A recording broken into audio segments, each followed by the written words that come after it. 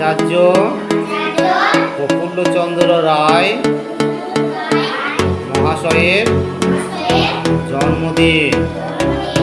আজকের দিনে অর্থাৎ আগস্ট মাসের 2 তারিখে 1861 সালে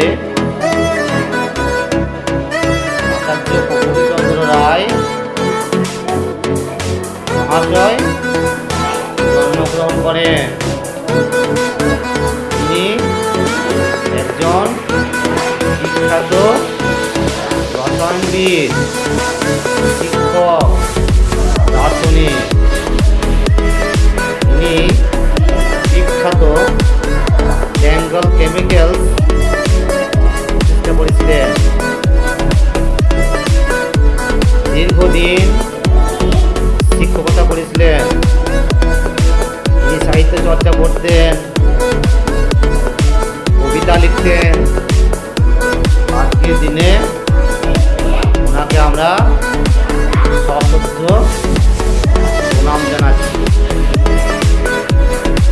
ইনি 1944 সালে 16 জুন